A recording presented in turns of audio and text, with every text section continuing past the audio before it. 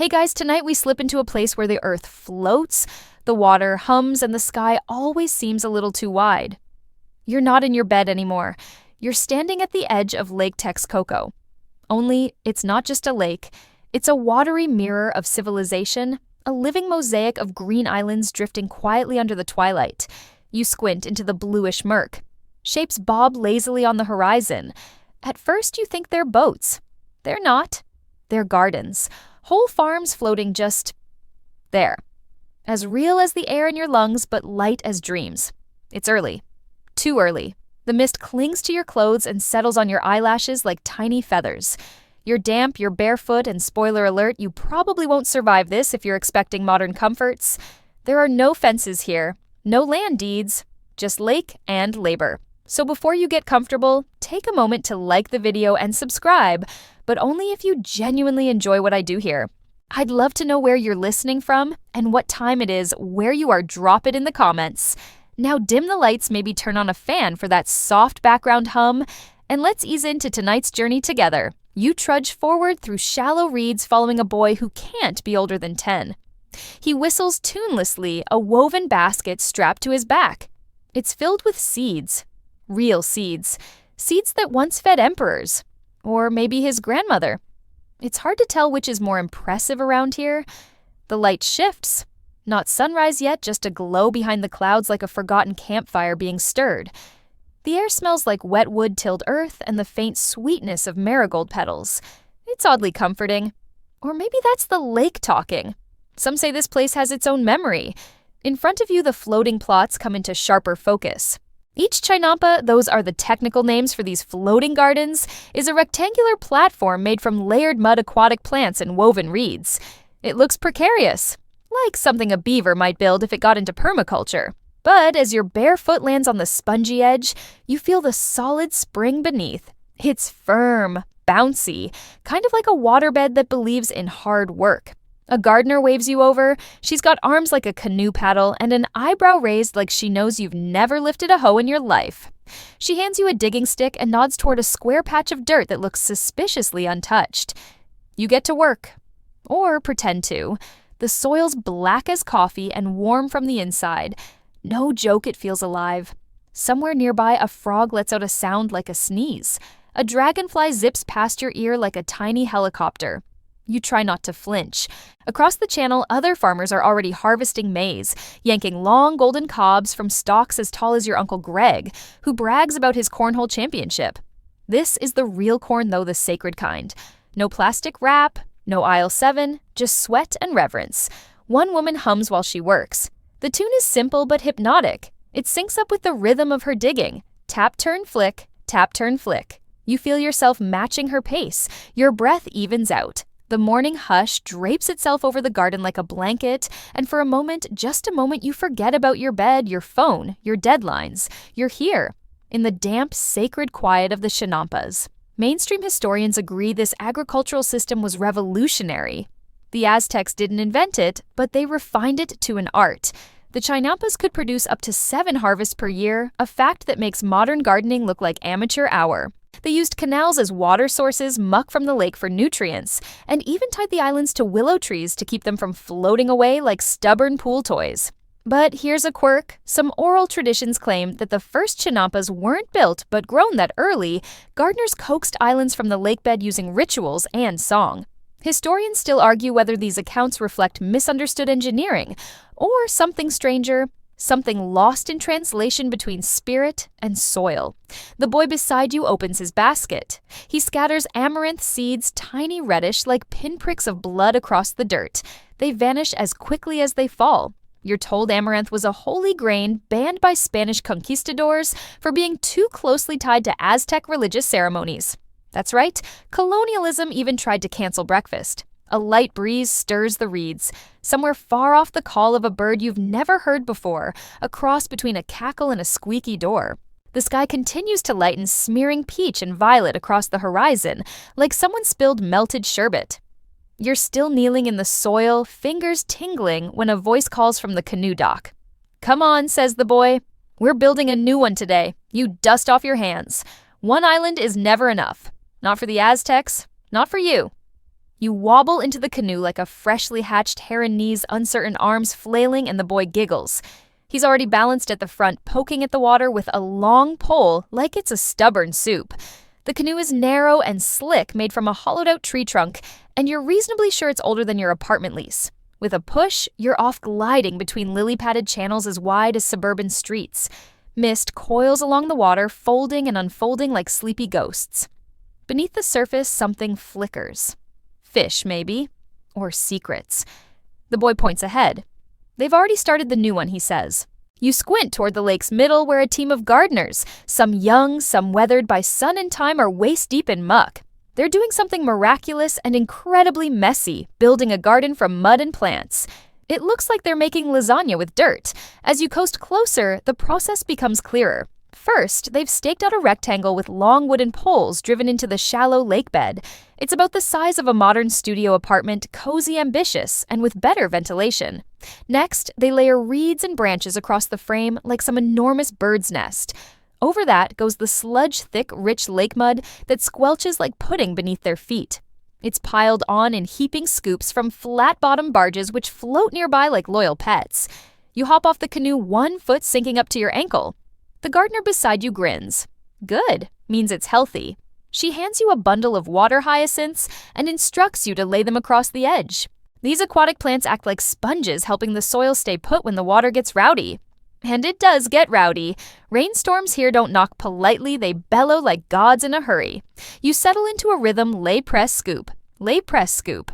Around you, everyone moves with a quiet purpose, like they're rehearsing a ceremony only their muscles remember. It's hypnotic. Mainstream archaeology confirms that this floating farming technique dates back to well before the Aztecs, likely beginning with the Xochimilco people. But the Aztecs scaled it like pros. Tenochtitlán, their glittering capital, needed food. Lots of it. And fast. Chinampas became the empire's salad bar, self-watering, endlessly renewable, and as green as envy.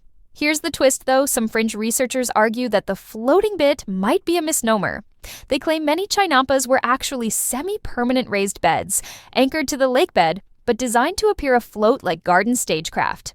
Historians still argue whether the term floating islands was poetic exaggeration or practical truth. Either way, you're ankle-deep in gooey evidence that it worked. The boy wanders over with an armful of willow shoots. He begins jamming them into the corners of the plot. They'll grow into trees, he says. They help hold the island in place. You nod, admiring the long game. These aren't just gardeners, they're engineers, ecologists, poets with calluses.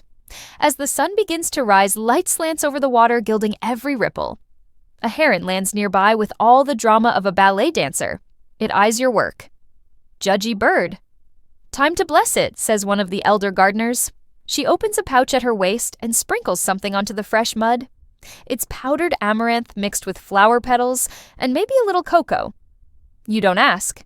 You're too distracted by how the air changes. Warmer, thicker, quieter. Everyone stands still. The lake, too.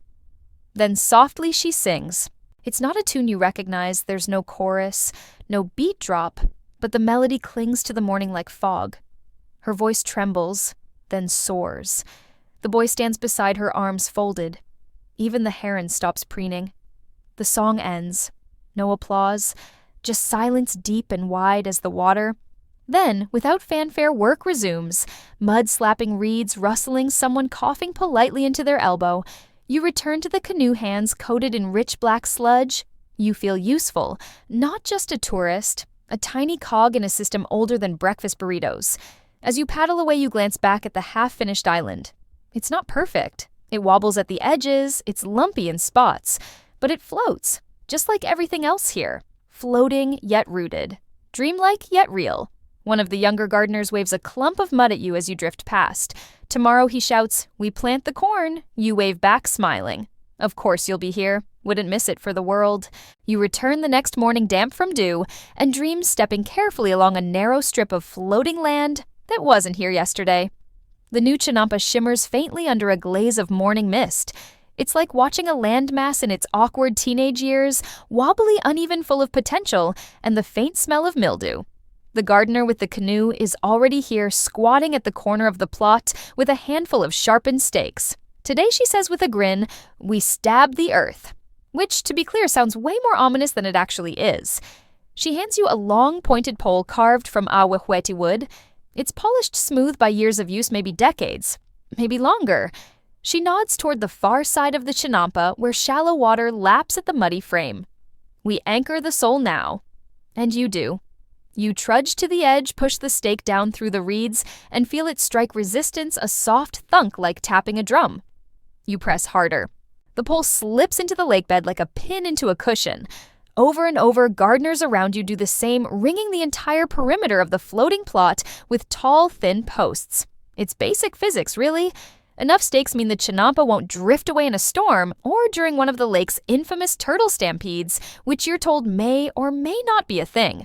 Historians still argue whether stories of turtle migrations are exaggerated metaphors or local myth run amok. You secretly hope they're real. Imagine a wave of turtles rolling across the lake like armored beach balls. You hammer another stake into place, then pause to admire your work. The island, still soggy, still stubborn, feels more solid now, tethered, committed. The boy from yesterday appears shirtless, muddy, and grinning. He's dragging a reed mat behind him, trailing lakeweed like a bridal veil. Want to help? He asks, and without waiting, he flops the mat down over a bare patch of mud. It's made from tightly woven tool reeds, and it serves as a sort of bandage holding the soil in place, keeping erosion at bay.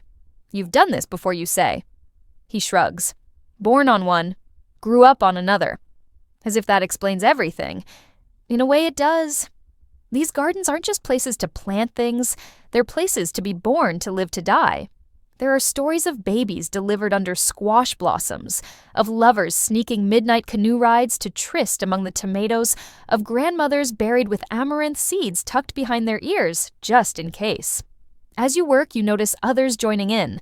A group of girls arrive with bundles of willow saplings. They laugh as they plant them near the corner stakes, tying them gently with strips of agave fiber. The willows will take root, grow tall, and serve as living anchors. Their roots will knit with the reeds and mud, turning this floating thing into something almost permanent. Here's a mainstream fact to admire while you sweat the Aztec Chinampa system, once fed a population estimated at over 200,000 people in Tenochtitlan. That's a pre-industrial city nourished daily by floating gardens that seem to defy logic and geography. And the quirky bit, some Chinampa farmers still talk to their plots like they're pets, or slightly spoiled toddlers. One man nearby coos to his squash seedlings like they're kittens. Another woman scolds her beans for growing too fast. You're all drama, she mutters, flicking a vine. By midday, the sun presses down like a hot tortilla, and your arms are leaden. You collapse onto a mat of dry reeds, your back grateful, your stomach rumbling. From across the canal, a gardener tosses you a tortilla folded around stewed beans and chili still warm from a clay comal. You bite in. It's spicy, simple, perfect. Tomorrow we dig furrows, someone says. Day after that, we seed. The work never ends. But no one complains. They move like dancers, like carpenters, like people who know that every task matters because it's part of something alive. And it is. This entire place pulses like a heart, slow, steady wet. You watch as the boy and the others hop into canoes off to gather more reeds, more mud, more dreams. The lake stretches out before you, silver and wide. Dozens of Chinampas speckle the water, each at a different stage of growth. Some are lush jungles, some are barely floating mats, some are just stakes waiting for mud. And between them always are the people, laughing, singing, working. Their lives shaped by water and mud, their footprints washed away by the lake before noon. You lie back staring at a sky that feels impossibly high. Maybe you're imagining it, but the island seems to breathe beneath you, slow, rhythmic, like it's adjusting to your weight. You exhale. The stakes are in. The frame is strong. You helped build a garden today. You wake to the sound of water slapping gently against wood. Somewhere nearby, someone is paddling. You sit up stiff but oddly pleased with yourself, like a raccoon that successfully opened a trash can. The Chinampa beneath you wobbles slightly but holds firm. It's no longer just a patch of floating earth. It's a destination. Come on, the boy says. He's back, of course. Balanced perfectly at the tip of a canoe, grinning like the lake itself, whispered him a joke. You're coming with me? You clamber in slightly more gracefully than yesterday and push off from the edge. The sun is still lazy, casting long golden bars across the water. Mist rises off the lake in loose curls, turning the canals into quiet, snaking corridors. It feels like a dream, built by a gardener with a flair for drama. Your paddle dips into the water, and the world glides by. It's a maze out here. A wet living city of channels and green squares. There are no street signs. Just chinampas, each one unique, like eccentric neighbors. One has rows of corn already waist high. Another bursts with squash vines that sprawl like gossip. Another is mostly flowers too perfect to touch. As you drift, you pass other canoes, some piled high with freshly harvested produce, others ferrying children tools or sleepy dogs. You wave. Everyone waves back. It's that kind of place. See that the boy points to a narrow strip between two chinampas. Shortcut. You steer toward it, ducking under a low-hanging willow. It brushes your head with wet fingers. The canal here is barely wide enough for your canoe. Roots snake into the water like lazy eels. Insects hum. Somewhere a frog plops. This is the highway system of the Aztec world. No roads, no carts, just boats. Canoes are everything pickup truck shopping cart party van. And the canals. They're cleaner than most modern streets. The water is dark, yes, but rich. Alive. You pass a group of gardeners loading their canoe with crates of produce, maize, tomatoes, bundles of herbs. One of them is trying to stack it all while fending off a particularly ambitious duck. It's not going well. Mainstream records from Spanish chroniclers describe these canal routes as floating markets in motion, people constantly ferrying goods between the Chinampas and the great marketplace of Tenochtitlán. You could find anything along these watery paths, food flowers, gossip, and sometimes even poems carved into squash rinds. Yes, really. The Aztecs were into that kind of thing. The boy steers into a broader channel. On either side, chinampas bloom like puzzle pieces snapped perfectly into place. A woman in a canoe glides by trailing nets behind her. She offers a curt nod. In the nets, fat fish wiggle lazily. That's your protein source right there, no need for pastures or feedlots. Just let the canals stock themselves. Then you spot a heron. Or maybe it spots you. Tall, silent regal. It stares unblinking. A sentry with feathers. You can tell how healthy a chinampa is by the birds, the boy whispers. More birds, more bugs, more flowers, more bees, you guess. More everything he says. It's all connected. You pass a chinampa that looks half drowned. The crops are wilted, the mud cracked. A sign perhaps that not every floating farm succeeds. Maybe they ran out of stakes, or caretakers, or hope. You wonder what happens to the abandoned ones? Do they drift forever? Do they sink? Do the frogs throw parties? Historians still debate whether chinampa maintenance was more communal or assigned per family. Some argue for a state-coordinated system of agricultural zones. Others point to oral traditions where neighborhoods tended to their own gardens. Probably both depending on the decade and the drama. Ahead, you see a sort of floating intersection, 4 canals meeting in a gentle X. The boy turns left and suddenly you're in a busier area. Canoes everywhere, people shout greetings, ducks panic. It's the lake's version of morning rush hour. A canoe zips past you carrying 2 teenagers and an alarming amount of chili peppers. One of them winks at you. You nod back, proud of your lake legs. You glide toward the edge of a chinampa covered with young maize. It smells green, sharp, and bright and sweet. A man steps onto a canoe with bundles of corn tied with reeds. He sings as he loads. You catch just a few words, something about rain and gratitude and turtles. It's oddly catchy. You ask the boy where he's taking you. Corn day, he says. Then beans, then squash. Crop rotation, you realize. These people understood soil health long before compost influencers made it cool. They didn't just float their gardens, they managed them like artists, engineers, and chefs rolled into one. As you pass under another willow, the light shifts again. The sun is up now, fully awake and reflecting off the water in brilliant shards. It's almost too bright. You shield your eyes and see your reflection mud-smeared, wide-eyed and smiling. You belong here, at least for today. You land softly on the edge of a chinampa that hums with life. The air smells like crushed grass and warm sun. This is corn country, or rather, Corn Island.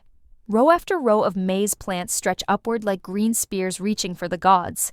Their tassels wave gently in the breeze, golden and proud, like crowns on leafy heads. Corn is king here. You can feel it. You can smell it. You can practically hear it if you listen hard enough, the slow, ancient rustle of stalks talking to each other in a secret vegetable dialect. The boy gestures for you to follow. Careful where you step, he warns, pointing to narrow dirt ridges between the rows. Corn doesn't like being trampled. You oblige, tiptoeing between stalks that tower above your head.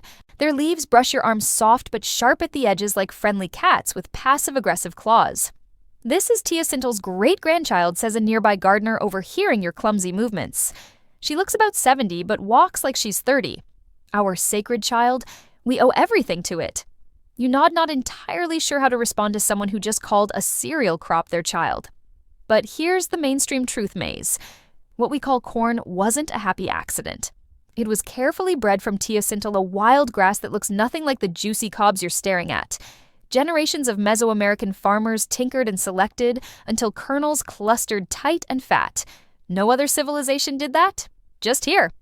And here's your quirky tidbit. Some ancient myths say that humans were sculpted from corn dough by the gods. Not clay, not ribs, cornmeal.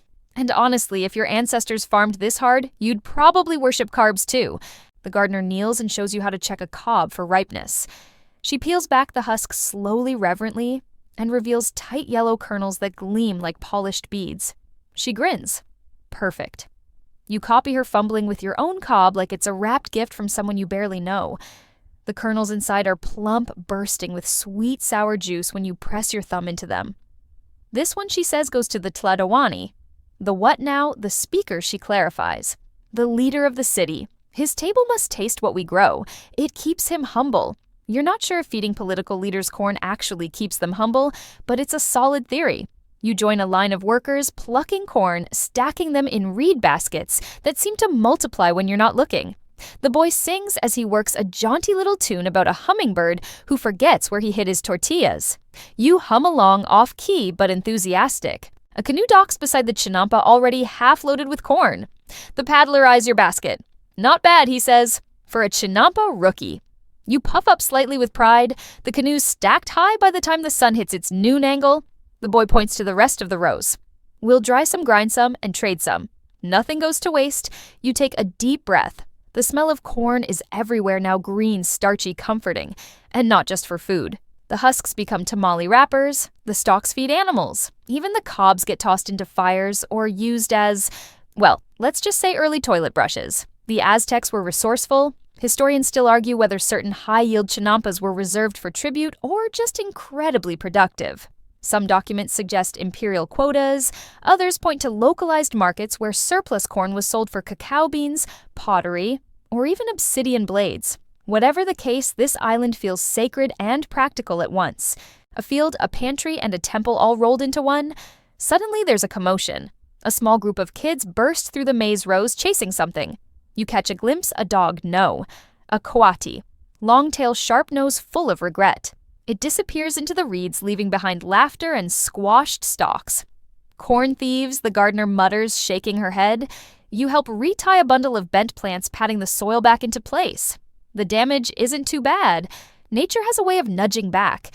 Still, it's a reminder, even in paradise, you've got to keep one eye open. You take one last walk between the rows, brushing your fingers along the stalks. Some are just sprouting ears, others already harvested. Time seems to pool differently here, looping slow, generous. As you reach the edge, the boy taps your arm. Tomorrow, he says, you learn about the beans. Of course you do, because corn never grows alone. You return the next morning to find strings tied between corn stalks like tiny tightropes. No, they're not decorations. They're bean vines. And they're climbing everywhere. Fast. You swear one of them grew 2 inches while you were blinking. The boy is already crouched near the base of a corn stalk examining a young vine. Beans are clingy, he says, tugging gently at the tendril. But in a good way. He motions for you to sit. You sink into the dirt between the rows, warm and dry from the rising sun. All around, beans are spiraling up the corn as if trying to whisper secrets to the sky. Their leaves are lush and full, trembling ever so slightly in the breeze. It's like sitting in a jungle made entirely of salad. Here's a little mainstream science to chew on. This isn't just a cute arrangement. It's brilliant. Corn, beans, and squash, the legendary 3 sisters of Mesoamerican agriculture, form a symbiotic trio. Corn gives the beans a sturdy pole to climb. Beans fix nitrogen into the soil, feeding the corn. Squash sprawls along the ground, keeping weeds down and moisture in. It's agriculture by committee, and it's been working for over 1,000 years. You try to help train a vine onto a stalk, but the tendril resists you like a cat refusing a leash. The boy laughs. "They like to choose," he says. Nearby, a woman in a woven sun hat carefully unwraps a vine from one stalk and rewraps it onto another, murmuring to it as she works.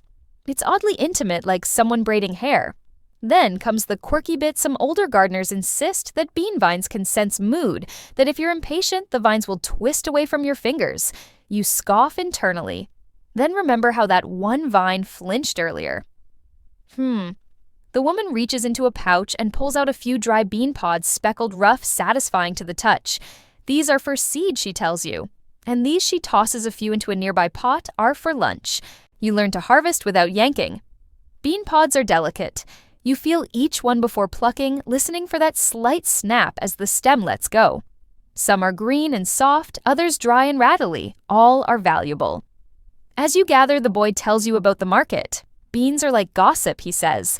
Everyone wants the juiciest ones, and everyone says theirs are the best. He lists off the types grown around here: black beans, white beans, mottled pinto-like varieties, some that are shockingly red. There's even a blue one, he adds, grinning. Makes your stew look like sky water. You laugh, but part of you wants to try that stew. A few Chinampas over, you hear an argument. Two farmers are squabbling. One claims her beans climbed higher because she sings to them. The other says it's because her soil is seasoned by ancestors. They both look equally convinced and equally ready to duel with digging sticks. Historians still argue whether song and ritual actually affected plant growth or were simply part of a broader cultural system of agricultural care. Some point to acoustic stimulation research in modern plant studies. Others say the effect was spiritual, not botanical. Either way, the beans don't seem to mind. You find yourself moving slowly through the patch, fingers brushing leaves' ears attuned to every flutter and creak. The vines hum. Not literally, of course, but they have presence. They tangle over your arm, curl around your elbow, remind you that time here is spiral, not straight. At midday, you take a break beneath a rough reed canopy. The sun slices through the slats, creating stripes across your legs. The boy brings you a bowl of food. Beans, of course, mashed spicy earthy. They taste like work and wisdom. You eat slowly, savoring every bite. Afterward, you help string more vines onto the corn stalks. It's satisfying, like solving a soft green puzzle. Some stalks hold 3 or 4 runners. Others host only 1. The balance is delicate. Too many, and the corn buckles. Too few, and the beans sag. Balance. That's the word that keeps echoing here. Between plants, between water and land, between effort and patience. Toward the end of the day, the woman with the sun hat pulls out a folded cloth. Inside, a bundle of heirloom seeds. She lets you hold one. It's lumpy, speckled with dark red and beige. She calls it Tliltetl ink bean, passed down for generations, planted only on Chinampas that behave. You want to ask what it means for a floating garden to misbehave, but you don't. Instead, you hand it back carefully. Some things, even small things, feel heavy with story. You stand with the boy on the edge of the plot, looking out at the channels, the light fading to copper. Corn grows tall, he says, but beans bring it home. You nod. Tomorrow, squash. The sister who sprawls. You wake to the scent of flowers. Not roses or lilacs, but something earthier, fatter, sweeter. You blink, stretch, and realize it's coming from squash blossoms. Dozens of them. Maybe hundreds. Bright gold fringed with velvet edges wide open like miniature suns staring up at you from the vines. The boy is already there, perched on a low patch of squash plants, holding one of the blossoms close to his face. "They're early today," he says, voice hushed like he's in a temple. And maybe he is. You squat beside him, taking care not to crush the vines. They don't climb like beans or shoot straight like corn. They sprawl. They own the ground. Thick stems, enormous leaves like green umbrellas, and those radiant flowers. Orange, yellow, tender, edible. They're food, the boy says, but also gifts. He reaches into his satchel and pulls out a small bundle of dried squash blossoms tied with a bit of corn husk ribbon. Offerings, he explains. For ancestors, or lovers, or gods. Sometimes all 3. You chuckle softly. That's quite a guest list. He tucks one behind his ear and offers another to you. You accept it gingerly. The petal is softer than anything has a right to be out here on the mud.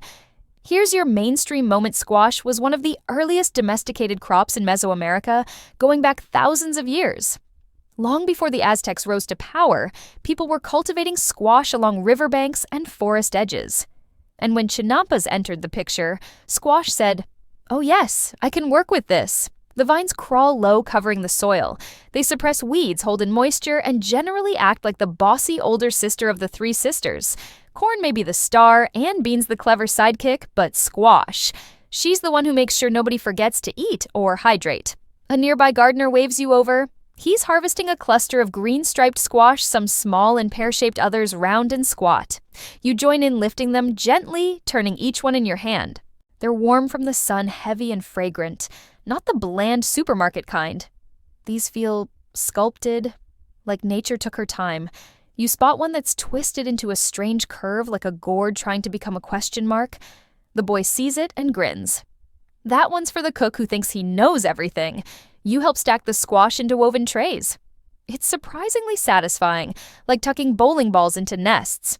Then comes the fringe flavor. A gardener across the canal is collecting squash pollen, not for food, but for face paint. She mixes it with ground mica and a few drops of lake water, smearing it across her cheeks in sun-shaped designs. For the rain ceremony, she explains, or for flirting. Sometimes both. You raise your eyebrows. She winks. You return to the vines, helping re-guide any tendrils that have wandered too far. Some have started climbing over other plants. One is enthusiastically choking a bean sprout.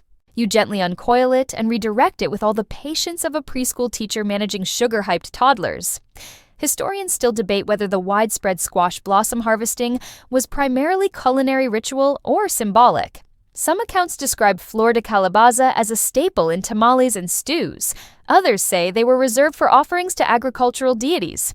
As with most things in Aztec agriculture, it seems the answer is yes and. By mid-morning, the sun is high, and the squash leaves are angling themselves for maximum shade. You join a small circle of gardeners for a break beneath a makeshift canopy. Someone hands you a tortilla filled with squash blossom cheese and chili. You bite in. It's warm, melty vegetal, and spicy, a whole garden in a mouthful. The boy tells a story between bites. My uncle once planted only squash on his chinampa. He said it would be less work. The vine swallowed his canoe. He grins. Took 3 days to dig it out. Another woman nods knowingly. Squash are greedy, she says, but generous too. You spend the rest of the day helping gather blossoms, some for cooking, others for drying. The smell of pollen clings to your hands. Every time you lift a flower, a tiny insect buzzes out, blinking sleepily. The blossoms open wide in the morning, but by afternoon they begin to close, curling inward like they're shy. You pause at the edge of the chinampa and look across the channel. Corn, beans, squash. The three sisters, not just cohabiting, but collaborating. It's a garden designed like a symphony, different instruments, same song. Before you leave, the boy hands you a small squash seed wrapped in a leaf. Plant it on your own chinampa, he says.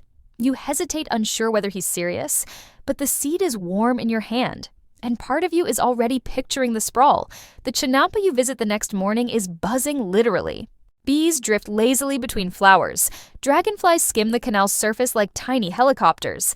And somewhere nearby, someone sneezes violently after biting into a chili pepper. It's not subtle here, not quiet. This chinampa is spicy. The boy waves you over with a crooked grin. Welcome to the heat zone, he says, gesturing toward rows of tomatoes and chili plants in full show-off bloom. Fat red fruits dangle from green vines like holiday ornaments with a vendetta. Peppers flash in red, yellow, green, and orange, some long and curled like tongues of flame, others squat and wrinkled like old gods with bad tempers. You crouch beside a plant heavy with small round tomatoes, not the glossy supermarket kind. These are deeper red, almost purple and fragrant, even before you touch them. When you do, the scent bursts upward, sweet, acidic, alive. One squishes under your thumb, seeping juice that stains your skin instantly. Good, says the gardener beside you, watching your reaction. That means it wants to be eaten. He hands you a small one. Try it. You bite in, tart, bright. Then oddly smoky. You blink. That's not like the ones I know. Of course not. He shrugs. Those are tomatl. Yours are not. He's right. The word tomatl in Nahuatl is where tomato comes from, but this is the original. Grown without irrigation hoses or greenhouse schedules. Just lake mud, sun, and generations of care. Nearby, the chili peppers glitter with menace. You reach for one small green and wrinkled. The boy raises a brow. Sure you hesitate? This one, he says, picking up another. It's red thin and as long as your finger. We call it chiltepin. You eat this without warning someone you lose friends. You pick a milder one. Still, when you nibble it, your mouth erupts in fireworks. Tears prick your eyes. The gardeners laugh kindly but do not offer water. Instead, someone hands you a tortilla with beans and something suspiciously red inside. You'll get used to it, she promises. You believe her? Barely. Here's a mainstream bite of history. The Aztecs used chilies in nearly every dish, not just for flavor, but for preservation, nutrition, and even medicinal purposes. The capsaicin could mask spoilage, improve digestion, and even act as an antimicrobial agent. Talk about flavor with benefits. And here's your fringe flavor. Some texts suggest chili smoke was once used as punishment for unruly children, a sort of ancient pepper spray timeout. Historians still argue whether this was metaphor exaggeration or a warning to toddlers with attitude. Either way, you make a mental note never to anger someone holding dried peppers.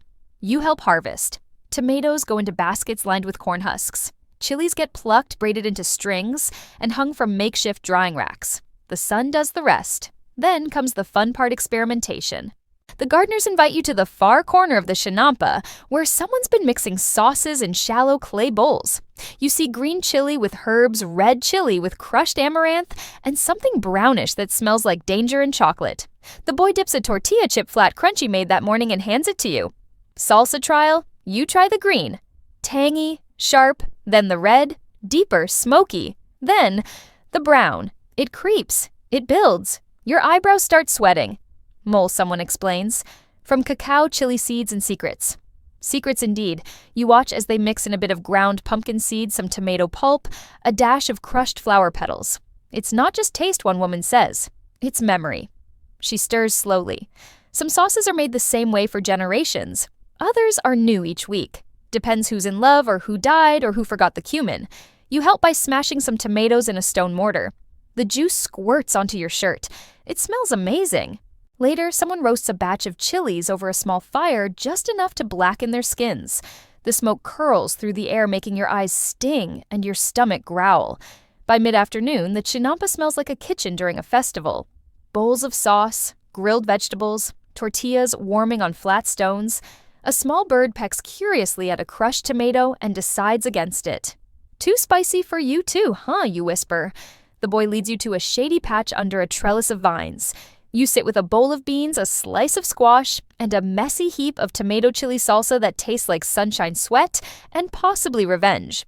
The gardeners swap recipes like gossip. One swears by adding roasted garlic. Another insists on honey. A third nods solemnly and says, I just let the spirits guide my hand.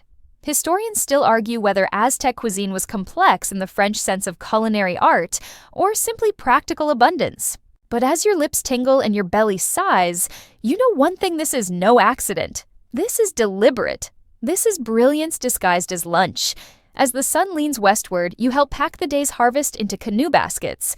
Tomatoes on one side, chilies on the other. Keep them apart, the boy warns. They argue when they're too close. You paddle back across the canal, nose tingling from Spice Finger's stained red heart full. Tomorrow flowers, the kind that feed nothing except longing. The next Chinampa feels different, quieter, lighter. The boy doesn't speak as you glide across the water. Even the birds seem to hush their gossip. You land beside a floating island not cluttered with vegetables, but with flowers, bold ones, shy ones, sacred ones. 1,000 colors blooming at once like a firework display frozen in midair. The air smells incredible. Not overwhelming, just complete. Like a well-balanced perfume with hints of sweet marigold, dusty copal, fresh-cut stems, and the faint sharpness of morning dew. This place is for the gods, the boy whispers, stepping carefully between rows of cempasúchil, the golden marigolds grown for the dead. You recognize them. Their scent, their brightness. They're used even today during Dia de los Muertos. Long before colonization, long before sugar skulls, the Aztecs were growing them here for funeral rituals, for offerings, and for love. Yes, love. The boy stops and picks one blossom, then another, and lays them gently in a small woven basket. My aunt says if you give 3 cempasúchil and a bean flower to someone, they'll dream about you.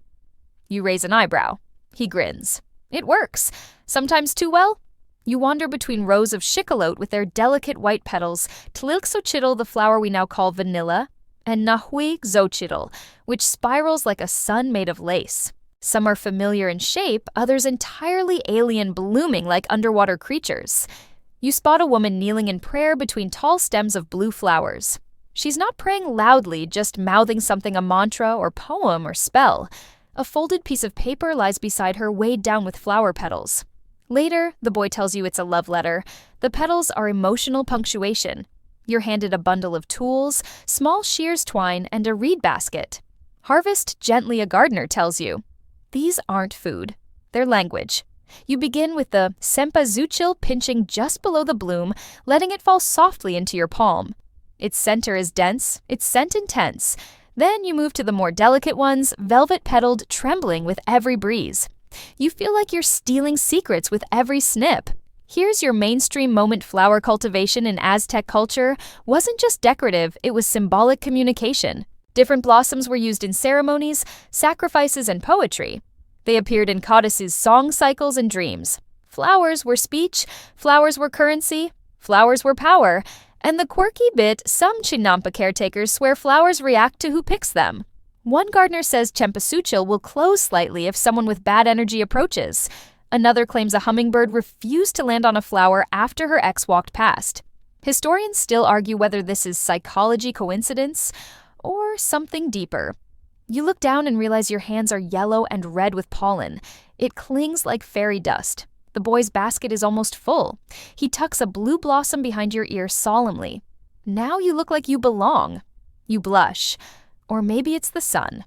Around midday, the Chinampa transforms. Gardeners begin tying flowers into garlands, wreaths, and intricate circular altars. Clay bowls are set out with burning copal resin. The smoke is white and thick and sweet. It snakes into your nose and makes your spine hum. This one's for the drowned, someone tells you, pointing to a small raft with flower bundles floating out onto the canal. They don't have graves, so we give them color. You help decorate. Someone teaches you to twist corn husks into little god effigies. You anchor them into flower wreaths and set them gently on the water. They drift slowly, solemnly, like emissaries on a mission. Then comes music. Not loud, not dramatic, just a flute and a drum weaving together like two old friends. You sit with the boy beneath a flowering vine. Petals drift down like soft rain. Across the canal, someone is singing something low, repetitive, and full of memory. You almost fall asleep right there. Historians still debate whether these floral Chinampas were primarily ritual spaces or active agricultural plots. Some argue they were dedicated entirely to ceremony. Others believe they rotated between flower growing and food production depending on the season and the mood of the gods. One gardener leans in and says, "Flowers come first. Always. Even before corn. The gods don't eat. But they see." Before you leave, the boy hands you a single marigold. "Keep it with you," he says. "It'll light your way back." You nod, clutching the golden bloom like a lantern. The canoe rocks gently as you push off flower-scented wind in your hair. Tomorrow, medicine. The kind you grow or brew. This Chinampa doesn't smell like food or flowers. It smells sharp, green, earthy with a dash of bitter mystery. You step off the canoe and immediately feel like you've walked into someone's apothecary or their cauldron. "Welcome to the weird garden," the boy announces, spreading his arms dramatically. "Everything here heals you or haunts you." You glance around. He's not wrong. Rows of low plants with feathery leaves wave at your knees. Taller stalks with fuzzy stems sway ominously. Bundles of herbs hang from a drying rack made of willow branches fluttering like little green ghosts. And in the distance, a woman in a heavy embroidered shawl is bent over what appears to be a steaming clay pot balanced on a flat stone. A strong breeze carries over the scent of eucalyptus chile, and "Frog, don't ask," the boy says, seeing your face. Just don't. You follow him through the narrow rows. He names plants as you go. Epizote for digestion, Tlalquequetzal for fever, Micatl for bruises, and Coatl. Exokshuki, literally green snake used in potions that are either invigorating or terrifying, depending on who's brewing. A gardener holds up a bunch of wilted green stems and tells you it's for snake bites Or maybe snake dreams? You nod as if that clears things up. Here's your mainstream moment. Aztec herbal medicine was a sophisticated system, well documented even by Spanish chroniclers who had no idea what they were looking at. They noted hundreds of plants used for fever injury, toothaches, infection, and even emotional conditions. Some of these plants are still staples in modern Mexican herbalism today. But here's the quirky fringe. Some tissutal healers believe diseases could be caused by cold winds or frightened shadows. The cure. A poultice made from 9 plants and a chant whispered into a clay pot. Historians still argue whether these were metaphorical beliefs, coded language for real ailments, or something less explainable. The woman with the pot beckons you over. You approach slowly like a kid being called into the principal's office, but the principal's also a shaman who raises owls. She offers you a ladle. For your throat, she says. The boy sniffs it. Tastes like bad tea and wood smoke. But you'll feel better. You sip. It does in fact taste like regret. But your sinuses clear, your toes tingle, and suddenly your headache from yesterday's salsa incident fades into the mist. The woman smiles and begins to tell you about the plants she grows. She doesn't name them in Latin or English, only in Nahuatl. Each name has rhythm music. She tells you when to harvest at dawn before the dew dries, how to dry them never in the sun, and when not to touch them during eclipses when the spirits are too hungry. She gestures to a separate patch fenced with sticks. Those are for dreams, she says. You peer over and spot nightshade, morning glory vines, and kazawade used to ease nightmares. The boy adds, or make them weirder, depending. You help gather epizote small spade-shaped leaves with a peppery scent. It's used in cooking, yes, but also for expelling, well, let's just say intestinal demons. You try not to ask too many questions. Later, someone points out a bright green plant with waxy leaves. Tzompantli, they say, for wounds that won't close. But if you pick it while angry, it withers before sunset. You watch carefully as it's harvested 2 fingers, no blade, a whispered word. Whether it's tradition, habit, or belief, no one rushes. Every plant here is treated like an elder. The boy leads you to the edge of the Chinampa, where a collection of frogs sit in a carved bowl alive, blinking vaguely judgmental. Don't worry, he says. They're not for eating. Then what? He shrugs. Medicine. Or conversation. You sit under a gourd vine and take it all in. The air is filled with the smell of boiled roots, crushed leaves, clay, and something faintly metallic. A woman nearby is grinding bark in a stone mortar, humming a tune you don't recognize.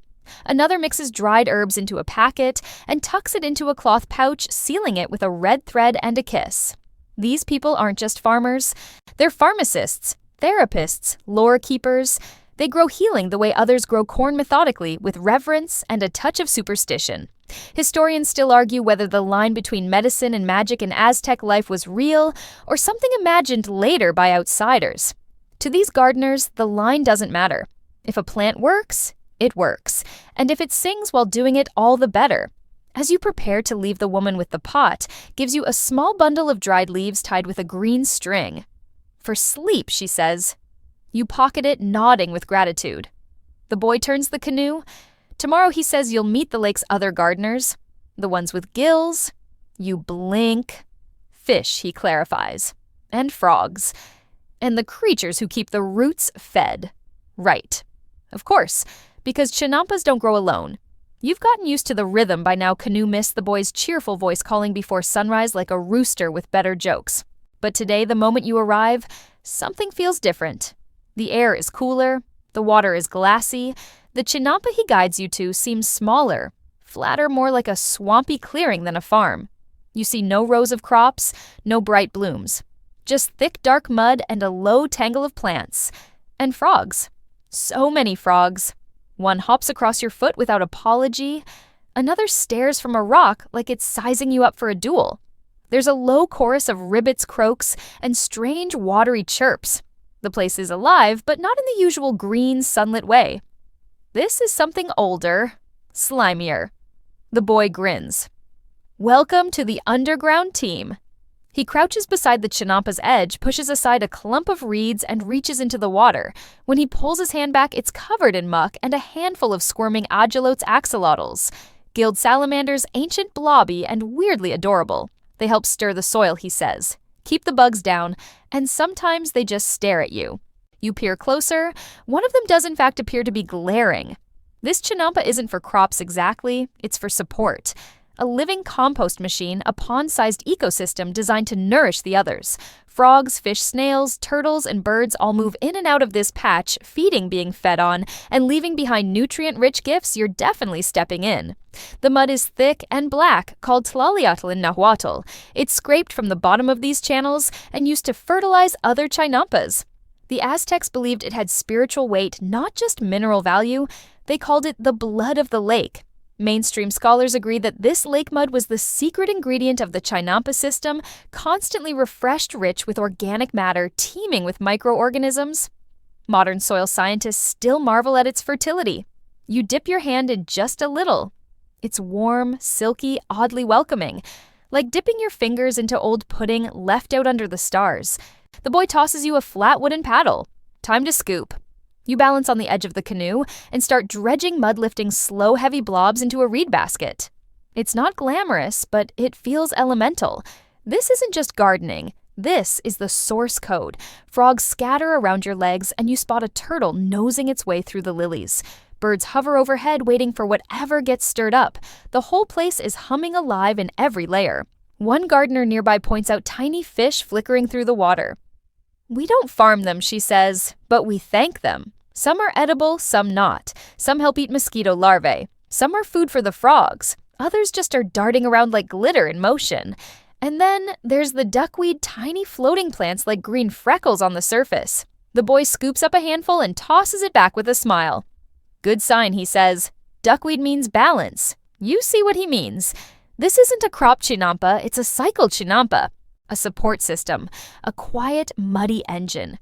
Every Chinampa that grows food depends on one like this to stay healthy. Quirky fact, some Aztec gardeners believed that frogs were omens. A chorus of croaks at dusk meant rain was near. A silent pond meant bad luck. Historians still argue whether frogs were just weather predictors or had some ritual significance. Some sources suggest they were sacred messengers, especially for the water gods like Tlaloc. A sudden splash behind you makes you turn. A larger frog, easily the size of a cantaloupe, has belly flopped into the water. The boy laughs. That one's the mayor, or thinks he is. You help gather algae for compost watching as the sunlight filters through the willow branches, making ripples sparkle. You notice how the roots of the plants both in the water and on the Chinampa tangle together, forming a web too complex to trace. Nothing grows alone. Every creature, every weed, every invisible microbe has a role. By midday, you're slick with sweat and mud. The boy flops onto a reed mat and passes you a bowl of stew. It's earthy rich and a little fishy. "Don't ask," he says. "Just thank the lake." You eat silently. It tastes like effort and balance, like dirt with a diploma. As you rest, you watch a canoe drift past piled high with compost from a plot just like this. A young girl steers it with one hand, whistling to a bird perched on the bow.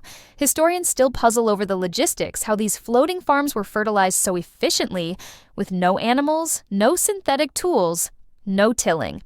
But the answer, of course, is here squelching between your toes.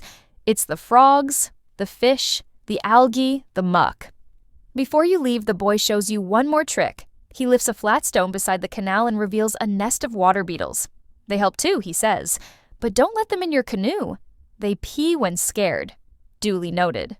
You climb back into the canoe as the sun starts to lower your basket full of mud and your heart full of respect for the grossest part of the garden. Tomorrow, the market, where all this mess turns into magic. You don't even paddle today. The canoe pulls itself, guided by the boy's lazy strokes, drifting along the wide, slow-moving canal that leads toward the marketplace. You can hear it before you see it. Chatter splashes laughter, the rhythmic knock of paddles on hulls, and the occasional squawk of a very opinionated goose.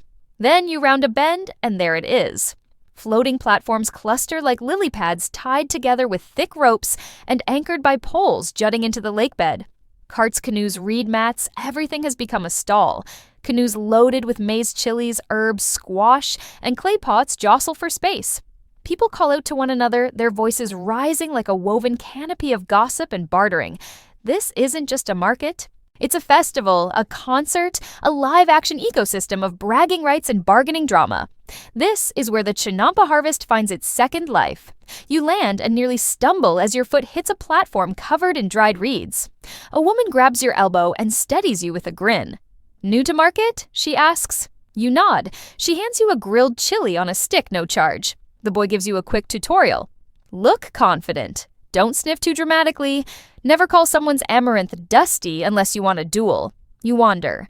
Everywhere you look, there's produce piled high in artistically chaotic heaps. Tomatoes gleam like wet jewels. Chili strings sway in the breeze. Beans in every color known to art teachers spill from baskets. Squash the size of babies recline lazily next to baskets of dried herbs. You hear a man shouting, "My maize is kissed by the gods. Look at the shine, his neighbor scoffs. His gods need glasses. Mine's sweeter." Taste a small crowd gathers. Samples are handed out. You try both. They're corn. Good corn. But the drama adds flavor. Mainstream records say that Tenochtitlan's marketplace at Tlatelolco hosted up to 60,000 people daily, and it wasn't just vegetables. There were textiles, obsidian blades, pottery salt cakes, honeycombs, cocoa beans, and even live turkeys. But here in this floating market, closer to the Chinampa fields, it's all about the farm goods and the gossip. You watch as two old women haggle over a basket of squash blossoms. They're not angry? Not exactly. This is ritual performance, an ancient dance of eyebrows, shoulder shrugs, and theatrical sighs. One woman dramatically places 3 beans beside the basket. The other stares, then slowly adds a dried chili. A peace offering, a final flex. The deal is done. A young girl proudly displays her Chinampa's first tomato harvest, 10 perfect fruits stacked like trophies. People coo. One man leans in and asks if she sang to them. Of course she replies, rolling her eyes. "I'm not a monster." You stop by a stall where a man is selling flower bundles, bright aromatic, each wrapped with a twist of corn husk. He winks. For luck, for love for the in-laws you'd rather scare away. You ask if business is good. He grins. Depends on the gossip. And, oh, the gossip. Someone whispers about a Chinampa cursed because the gardener insulted a frog. Another tale claims a neighboring farmer's squash grew suspiciously fast. Clearly he's bribing spirits with fermented amaranth. A third rumor insists that last week's storm was summoned by a jealous chili vendor after her beans were called bland. Historians still debate whether these floating markets were regulated or left to self-organize. Some evidence points to overseers who enforced rules and tax collection. Others believe the communities relied on tight-knit networks of honor and public shaming.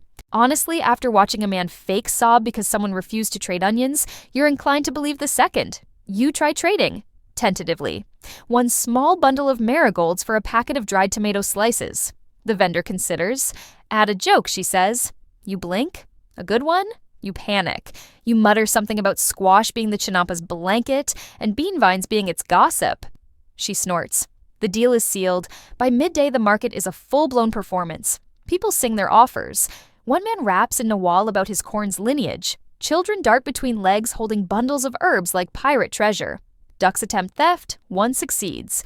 You help the boy set up his family's little trading mat, fresh corn, wild greens, tiny pots of salsa wrapped in banana leaves. People come. They chat, they taste, they bargain. Some trade goods, others offer stories, promises, or favors. One woman hands over a basket of beans in exchange for 3 days' help harvesting marigolds. No one bats an eye. Barter is fluid here. Value isn't always counted in numbers. Near the edge, you spot a stall covered in dried herbs tightly tied in bundles. The same woman from the medicine Chinampa stands behind it. She smiles when she sees you. You trade a squash blossom for a sleep bundle without words. Before you leave, you hear a final commotion. A teenage boy has brought what he claims is a singing tomato. People gather. He holds up a perfectly normal tomato, clears his throat, and begins to hum. Turns out he's the one singing. People roar with laughter. Someone throws him a chili in applause. You suspect he's now a legend in the making. You paddle back as the sun dips low, the canoe heavier, with trades lighter with coin. The boy leans back, arms behind his head. Same time next week, you smile. Tomorrow storms. And what happens when paradise gets wet? The wind arrives before the clouds do. At first, it's just a whisper across the water, rustling reeds and setting flower petals afloat. But soon the whispers grow teeth. Canoes rock harder. The air tastes like wet stone and nervous frogs. Even the boy looks up from his paddle, squinting at the sky. "Storm," he says simply. You feel it too? A hush sweeping over the Chinampas like someone lowering the volume knob on the entire world. The birds vanish, the frogs go quiet, and then the clouds roll in thick and fast and angry, dragging their shadows behind them. You've seen rain before, but not this kind. This isn't polite. This is ancestral fury in liquid form. The gardeners move quickly, corn stalks are lashed to support poles with fiber ropes, canoes are tied off with double knots. The tenderest plants, baby beans, half-blossomed flowers, are covered with mats of woven reeds and palm fronds. It's all muscle memory now. Everyone knows what to do, everyone but you. The boy tosses you a bundle of cord and gestures to a row of squash vines already slapping in the wind. You drop to your knees and start tying like your afternoon depends on it, which it does. Here's your mainstream moment. The Chinampa system was remarkably resilient, engineered to withstand floods, droughts, and seasonal changes. The elevated planting beds, porous soil, and constant water access meant these floating gardens were far more stable than dry land farming. In fact, they often thrive during wet seasons. But even Chinampas have limits. Rain begins in fat, lazy drops, but within minutes, it turns to sheets. You can't see the opposite canal wall anymore, just gray. The kind of rain that makes birds abandon their plans and frogs start composing new religions. Water begins to rise fast. You help scoop mud into weak spots, patting it down like frosting a very angry cake. The boy gestures to a corner where runoff is carving a gully. You help him dig a new channel, redirecting the water into the main canal. It works. Kind of. One gardener shouts, "We need the woven barriers." Another replies. Already floating away, you spot one half sunk, drifting like a rebellious tortilla. You lunge, grab it, wrestle it back to the Chinampa edge, and wedge it down with a reed stake, all while soaked to the bone. There's a peculiar beauty to it all. The storm, the mud, the chaotic ballet of people protecting floating dirt as if their lives depend on it. Because they do. You duck beneath a tarp stretched between two willow trees. Water pours from every seam. The boy joins you holding 2 bowls of warm stew that someone still miraculously had time to cook. You eat in silence, listening to the roar of the rain on the canopy, the splash of waves against the shore, and the dull thuds of gardeners driving stakes deeper into the ground. One woman wades by, dragging a canoe full of rescued squash. She waves. You wave back, and a rogue leaf slaps you across the face. It's humbling. Here's your quirky bit. Some old farmers insist the rain god's Tlaloc and his entourage of water spirits aren't just appeased by offerings. They like to be challenged. A good storm, they say, is a test of your backbone, your ability to kneel in the mud and mutter. Is that all you've got? Historians still argue whether this was symbolic myth or a very literal part of Aztec agricultural theology. Did they believe storms had moods, or were they just excellent at building emotional weather insurance? Either way, by late afternoon, the clouds begin to thin. The wind dies down, the rain softens to a drizzle, then stops. And the Chinampas? Still here. Bent, soaked, bruised, but floating. You walk the length of one plot assessing damage. A few broken stalks, some drowned blossoms, a mess of tangled bean vines. But nothing collapsed. The canals did their job. The mud held. The plants will recover. A small group of gardeners begins to sing not a loud celebration, but a quiet, satisfied chant. It's wordless mostly, just syllables passed down like tools. It echoes across the water like a lullaby for the land. The boy lets you paddle this time. The water's choppier now, but manageable. The sky opens just enough to let sunlight trickle in. You pass another Chinampa where a group of kids is playing in puddles. One has turned a floating squash into a boat. Another tries to paddle it with a stick. It capsizes instantly. Laughter erupts. Tomorrow they'll fix the vines, rebuild the corners, replant the flowers, and tell the story of how the storm came and left, and they stayed. You lean back as the canoe glides between waterlogged lilies and the golden shimmer of post-storm petals. Tomorrow, joy. Feasts, fireflies, and Chinampas that dance. You hear the music before you see the lights. The lake is calm again, polished black, speckled with the last red embers of sunset. As your canoe slips silently through the channels, soft drums pulse in the distance. Flutes, too. And laughter carefree rising over the reeds, like birds startled into song. Tonight, you've been told, is the Chinampa Feast, a festival of harvest and gratitude hosted right here on the water.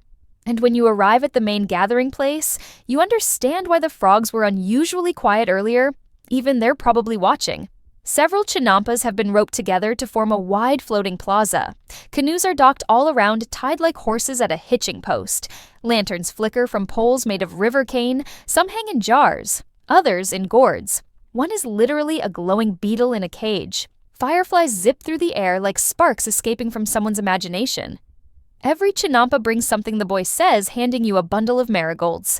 This is ours. You step onto the festival island and immediately your nose is assaulted in the best way by the aromas of roasting maize, seared squash, spiced beans, fried flowers, honey-cooked amaranth, and something you can only describe as mysterious and amazing. People greet each other with hand clasps, shoulder bumps, even mock arguments over who brought the best chili. Children run barefoot across reed mats, their faces painted with flower dye and ash. One is wearing a duck mask. You're too polite to ask. Musicians sit on an overturned canoe tapping clay drums and piping into carved flutes. It's not formal, not a concert, just rhythm and heat and laughter. Mainstream sources tell us Aztec celebrations were frequent and elaborate, often tied to seasonal harvests, religious calendars, or market cycles. But this is the kind of party you throw for the land, for yourself, for staying afloat. You help arrange your bundle of marigolds around a clay bowl of steaming salsa. Nearby, someone adds roasted tomato. Another sets down tiny squash filled with beans and toasted cornmeal. The table isn't a table. It's a wide flat mat covered in palm leaves and petals. As the stars blink into being, the feasting begins. You're handed a tortilla wrapped around squash blossom black beans and something creamy and spicy. You chew sigh and immediately grab another. Then a gardener uncorks a gourd filled with pulque, a fermented drink made from agave sap. It smells like bread and wild honey. You sip cautiously. It tingles, like drinking something made by bees and giggling ghosts. Quirky bits, some say pulque gives visions, especially when consumed beneath the moon by those who've worked the earth all week. Others say it just makes people really good dancers.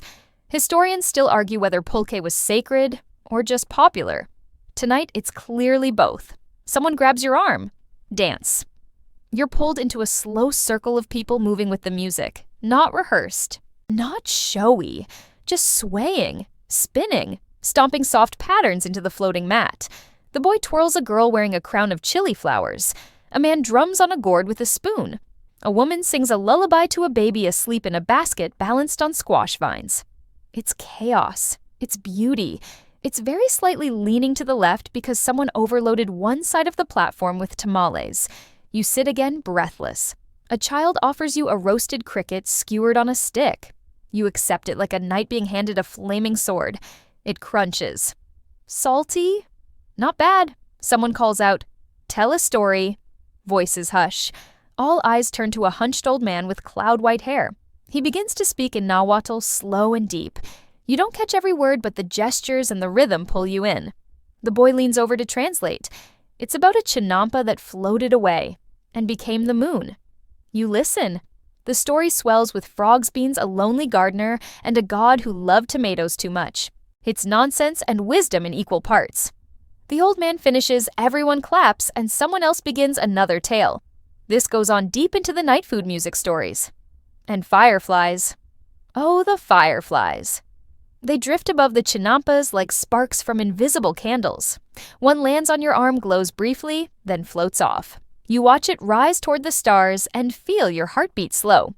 Historians still debate whether Chinampa communities celebrated with joint feasts or if events like this were mostly ceremonial.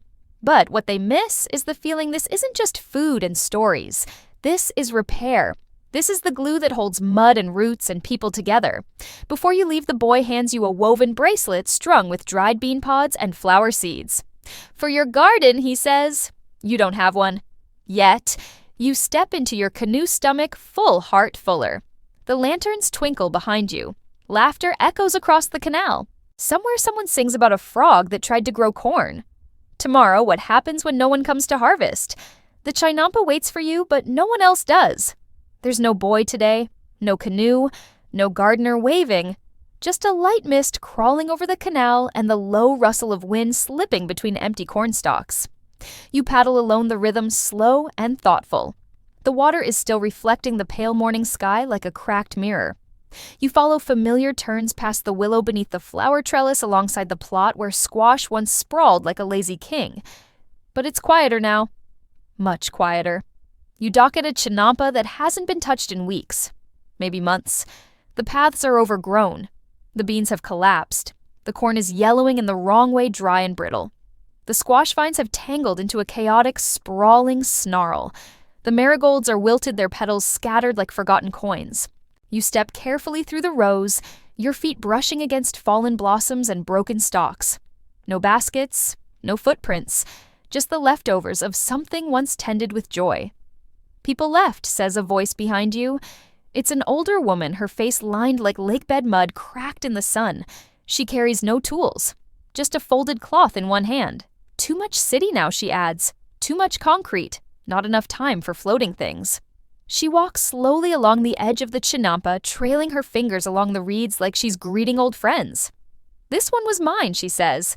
It was beautiful, full of colors, and frogs that barked like dogs. You glance around. It's hard to picture that here now with everything brown and tangled, but she smiles at the memory like it happened this morning. Mainstream reports note that by the mid-20th century, most chinampas around Xochimilco had been abandoned or converted, either dried out for roads overtaken by housing or choked by pollution. But some gardeners still remain, fighting the slow fade with shovels and prayers. The woman kneels, pulls a stray bean pod from the soil, cracks it open. Only one seed inside. Still good, she murmurs and tucks it into her cloth. You help her pull some weeds. She shows you where to dig your fingers right beneath the surface, where the soil still smells sweet. It's waiting, she says. It always waits. She gestures to the reeds. They remember who stepped here. They hold every footprint like a secret. You notice a turtle sunning itself on a half-submerged plank. A dragonfly buzzes past, inspecting you like an accountant. Nature, it seems, hasn't entirely given up. Quirky but some locals insist that abandoned chinampas are haunted not by ghosts but by hungry memories. If you listen closely, they say you'll hear echoes of harvest songs or the splash of unseen paddles. Historians still argue whether these stories are metaphor superstition or the slow ache of nostalgia made audible. You sit for a while, legs dangling over the edge. The lake laps gently at the mud, soft as breath. The woman hums an old tune. We used to sing this to the corn, she says, to remind it we were here. You hum with her. You don't know the words, but the rhythm is easy. When you finally stand, you feel heavy, not sad exactly, just full, as if the chinampa shared something with you and now expects you to carry it. The woman hands you her cloth bundle. Plant them, she says. Somewhere. Doesn't have to be here, just somewhere they can float. You nod. Your canoe slides back into the water. You take one last look at the chinampa, overgrown, cracked, but still there. Still floating, still waiting. And now, as your canoe glides slowly through a canal veiled in moonlight, let your breath slow too. Let the paddles rest. Let the reeds sway gently in the breeze, brushing the edge of your boat, like a lullaby whispered in leaf and ripple. The air is softer now. The frogs begin to sing again, low, rhythmic, and reassuring. A heron stretches its wings in the distance, then tucks its head and dreams. All around you, the chinampas drift, not literally, but through time. They remember everything. The hands that planted, the feet that danced, the voices that argued over tomatoes, the laughter, the songs, the quiet. Your own canoe barely ripples the water as you pass between the islands. Some are still vibrant, bursting with beans and blossom. Others sleep beneath a crown of vines. All are part of a larger story, one written not on paper, but in mud and water and bloom. You touch the cloth bundle in your lap, seeds nestled like hope. You imagine a patch of soil, not yet planted, but waiting. Always waiting. Ahead, the sky deepens into velvet. The stars blink like fireflies. Or maybe it's the other way around. You lean back. Let the canoe drift. No need to paddle anymore. The lake will carry you home. Sleep well.